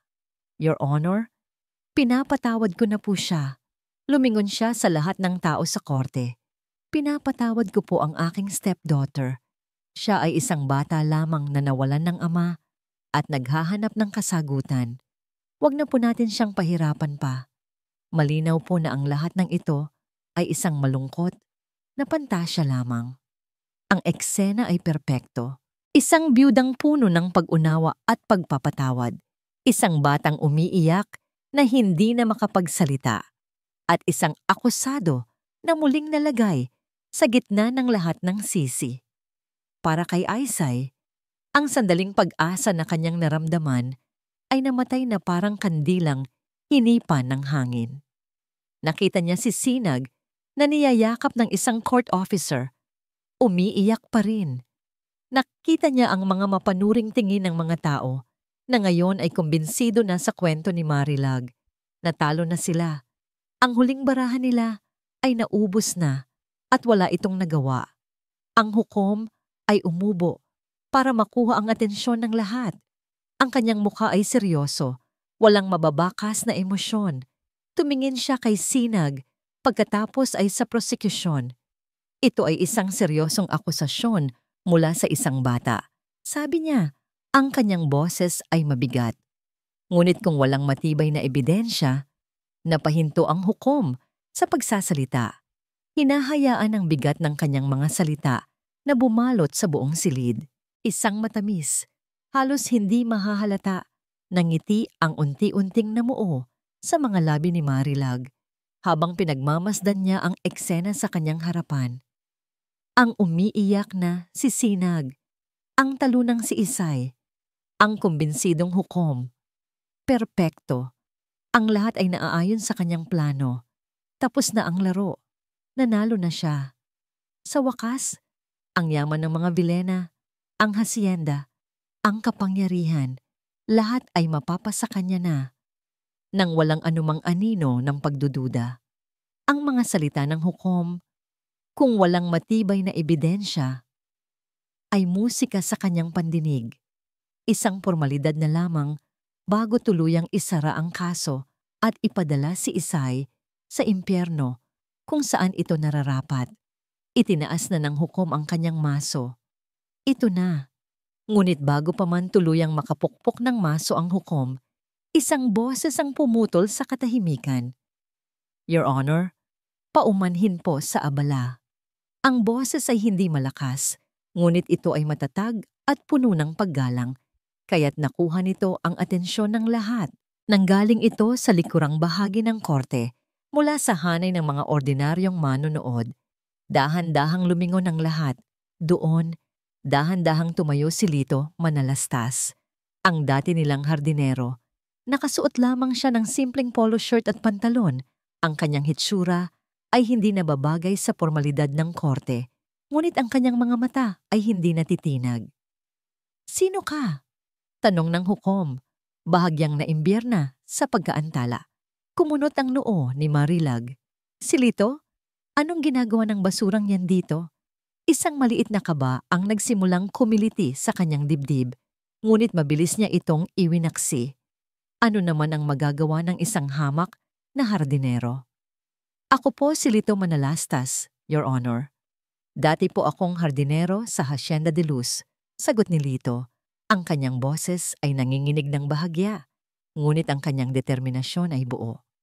Mayroon po sana akong nais ipakita sa korte, isang ebidensya na makakatulong para malaman ang buong katotohanan. Natawa ng mahina ang abogado ni Marilag. Objection, Your Honor. This is highly irregular. Sino po ba ang taong ito para bigla na lang magpresenta ng ebidensya sa gitna ng paglilitis? Ngunit ang hukom ay tila naging interesado.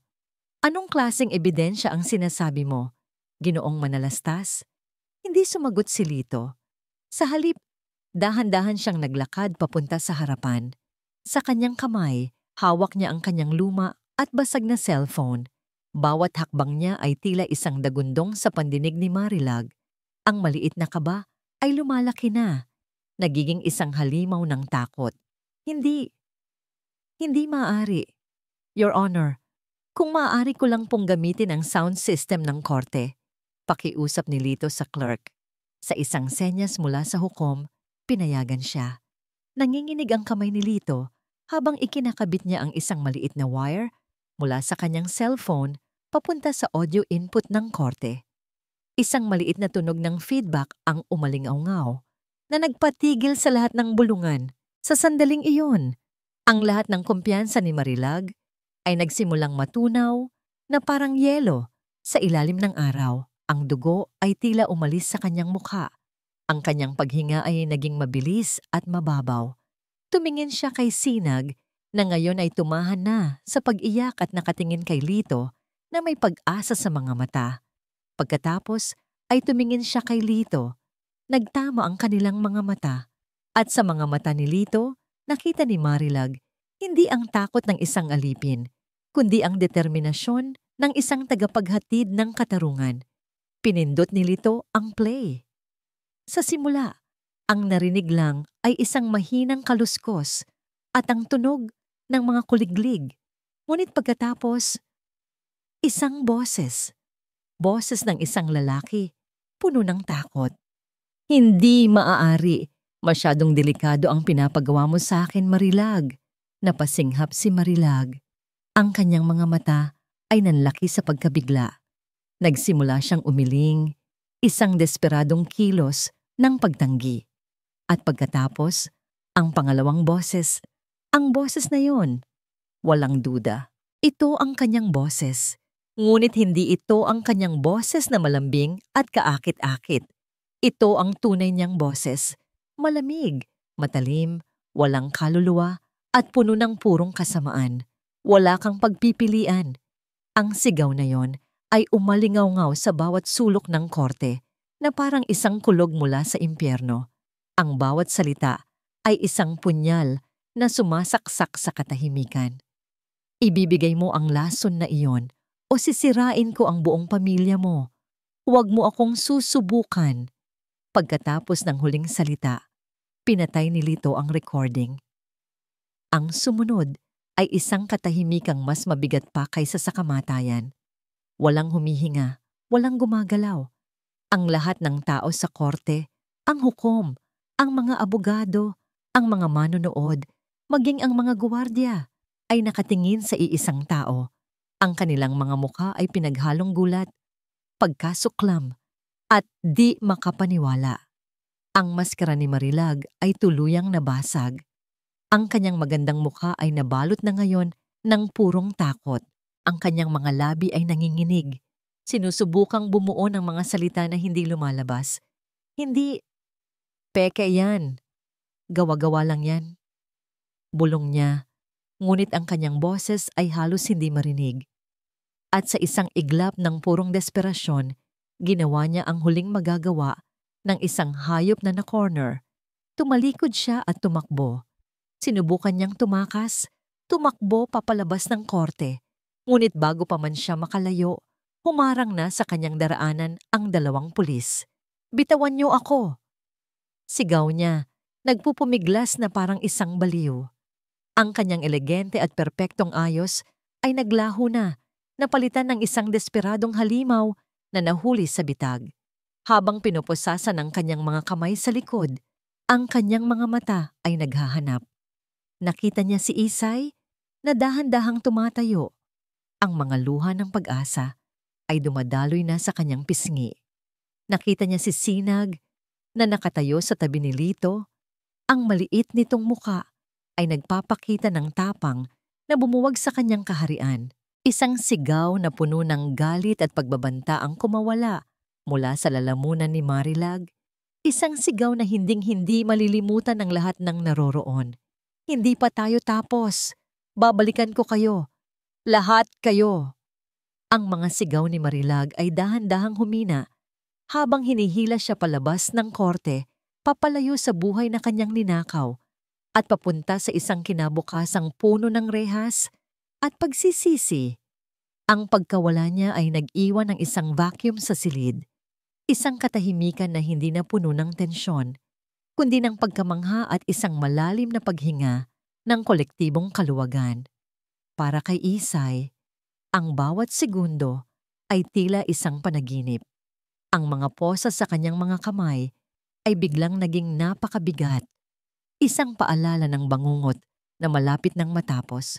Tumingin siya sa kanyang mga palad, sa mga markang iniwan ng malamig na bakal. Pagkatapos, itinaas niya ang kanyang tingin. Sa kabilang panig ng silid, nakita niya si Sinag, ang munting anghel na lumaban para sa kanya. Ang bata ay hindi na umiiyak. Nakatayo ito sa tabi ni Lito. Ang kanyang maliliit na balikat ay tuwid. Ang kanyang mga mata ay nakatuon lamang sa kanya. Sa mga matang iyon, nakita ni Isay ang isang tapang na higit pa sa edad nito. Isang pagmamahal na kayang bumuwag ng anumang kasinungalingan. Muling pumukpok ang hukom ng kanyang maso. Ngunit ngayon, ang tunog ay hindi na isang banta, kundi isang deklarasyon. Dahil sa mga bagong ebidensyang iniharap sa korteng ito, sabi ng hukom, ang kanyang boses ay malinaw at may awtoridad. Ang recording at ang testimonya ng batang si Sinag del Sol, ang hatol sa kasong ito, ay binabawi.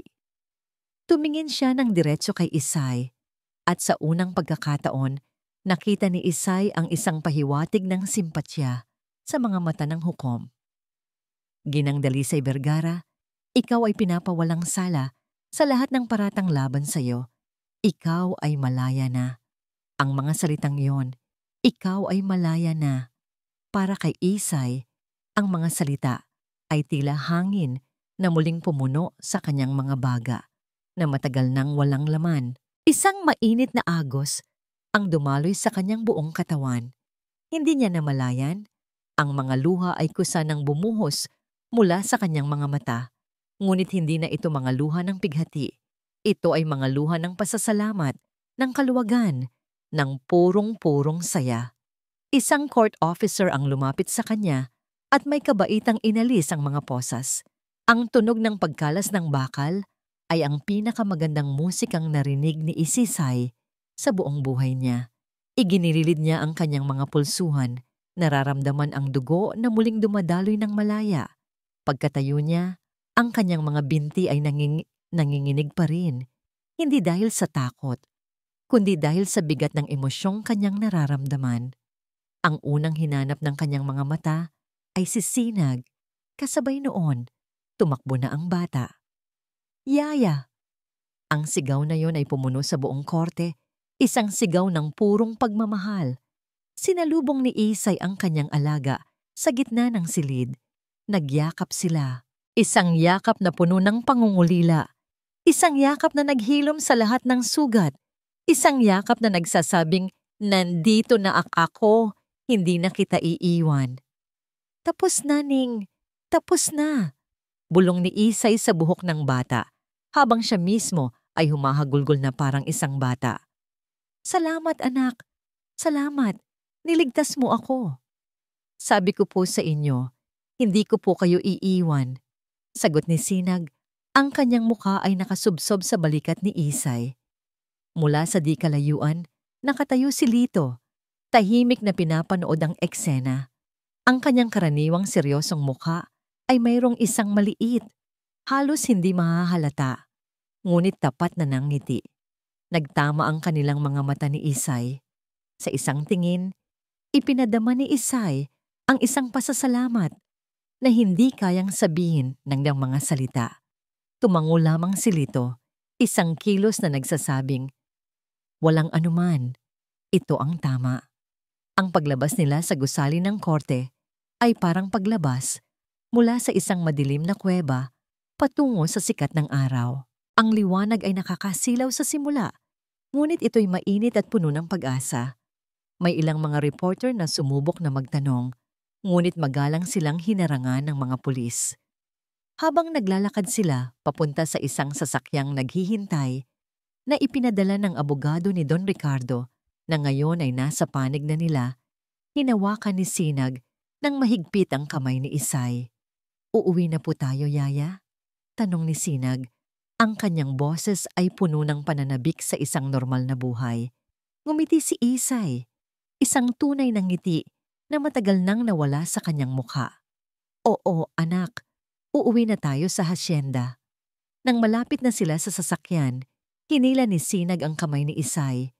Pinipigilan ito sa paglakad. Tumingala siya. Ang kanyang mga mata ay seryoso at puno ng isang tanong na matagal na niyang kinimkim sa kanyang dibdib. Isang takot na kailangan niyang marinig ang kasagutan. Hindi mo na po ako iiwan, Yaya, di ba? Lumuhod si Isay para magpantay sila. Hinawakan niya ang magkabilang pisngi ng bata at tinitigan ito sa mata. Tinitiyak na ang bawat salita na kanyang bibitawan ay tatatak sa puso at kaluluwa ni Sinag magpakailanman. Kahit kailan, sabi niya, ang kanyang boses ay basag, ngunit puno ng isang pangakong hindi na muling masisira. Kahit kailan, hinding-hindi ka na muling iiwan ni Yaya. Pangako. Ang pagbabalik sa Hacienda de Luz ay kakaiba.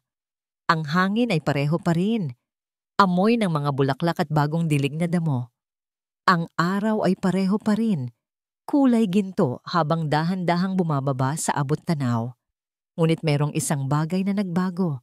Ang mabigat na kumot ng takot at kasinungalingan na bumalot sa lugar sa loob ng maraming buwan ay naglaho na parang isang masamang panaginip na tinangay ng bukang liwayway. Ang mga dating kasambahay na pinatalsik ni Marilag ay muling tinawagan. Si Lito ay opisyal nang ibinalik sa kanyang trabaho, hindi na lamang bilang hardinero, kundi bilang katiwala ng buong hasyenda. Isang posisyong karapat-dapat sa kanyang katapatan. Ang bahay ay unti-unting muling napuno ng mga pamilyar na muka at tunog ng masayang pagtatrabaho. Napuno itong muli ng buhay. Ilang buwan ang lumipas. Isang hapon, ipinatawag ng abogado ng pamilya sina Isay, Sinag, at Lito sa opisina ni Don Ricardo. Isang silid na matagal nang hindi nabubuksan. Ang alikabok ay pinunasan na at ang mga bintana ay muling binuksan para papasukin ang liwanag. Mayroon akong mahalagang bagay na kailangan ninyong malaman, sabi ng abogado habang binubuksan niya ang isang malaking brown na sobre. Ito ang huling habilin ni Don Ricardo. Mayroon siyang isinulat na karagdagan ilang linggo bago siya pumanaw. Huminga ng malalim ang abogado at nagsimulang magbasa. Ang testamento ay naglalaman ng mga legal na bagay tungkol sa pamamahagi ng kanyang mga ari-arian na lahat ay mapupunta sa kanyang nag-iisang anak na si Sinag. Ngunit mayroong isang espesyal na probisyon sa dulo.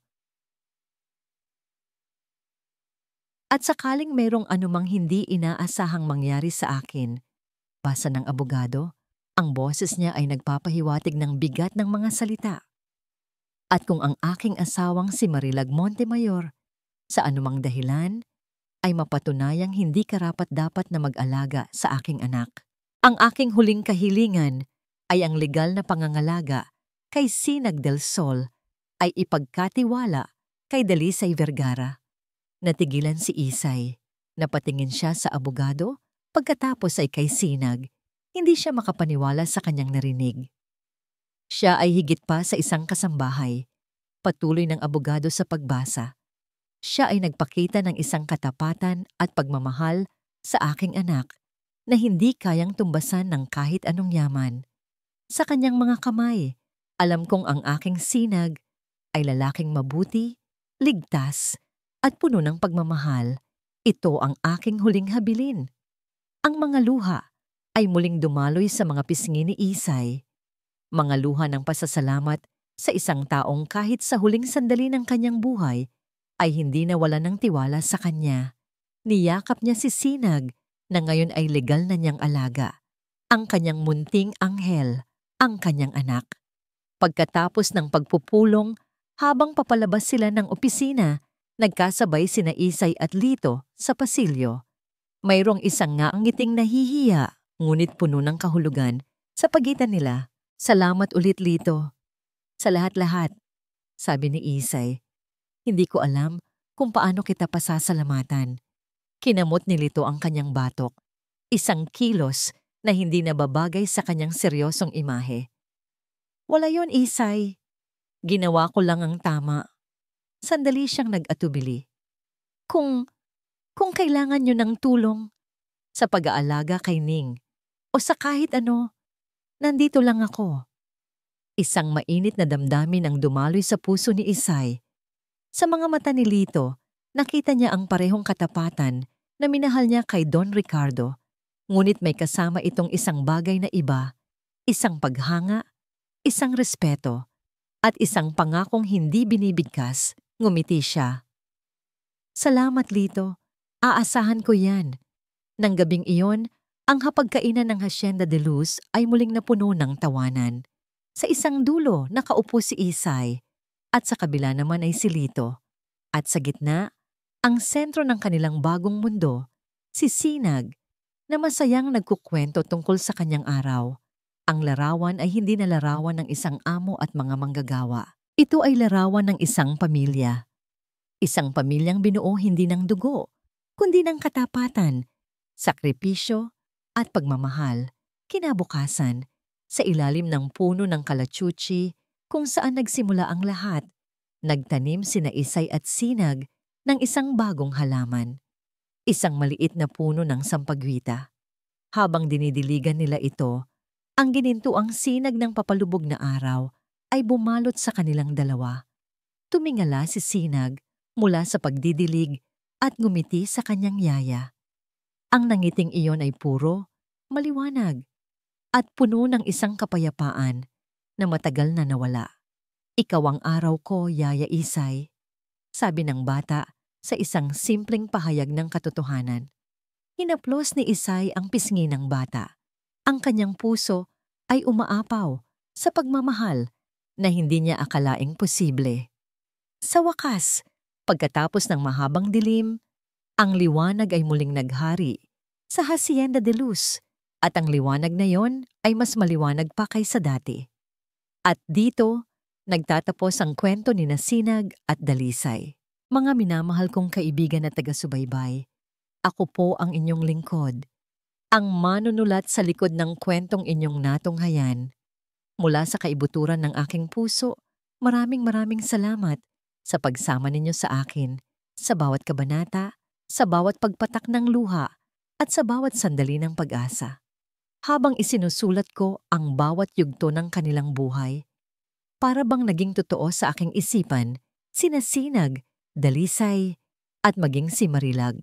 Naramdaman ko ang takot ni Sinag sa dilim, ang pighati ni Isay sa gitna ng kawalang katarungan, at ang bigat ng galit na dulot ng kasamaan. Ang pagsulat ng kanilang kwento ay isang paalala na sa bawat laban ng kadiliman, laging mayroong isang maliit na sinag ng liwanag na naghihintay sumikat. Ang kwentong ito ay higit pa sa isang salaysay ng krimen at hustisya.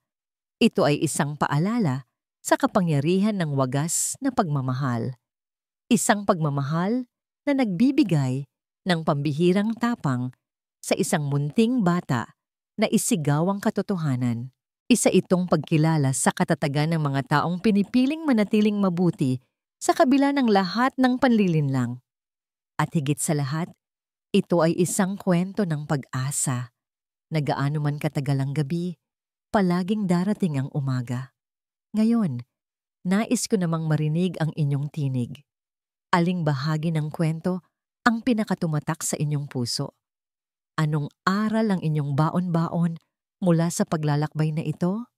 Ang inyong mga saloobin at komento ay napakahalaga sapagkat ito ang nagbibigay buhay at kahulugan sa bawat salitang aking isinusulat. Muli, ang aking taos-pusong pasasalamat sa inyong oras at sa inyong paglalakbay kasama ko. Hanggang sa ating muling pagsasama sa susunod na kwento na ating pagsasaluhan.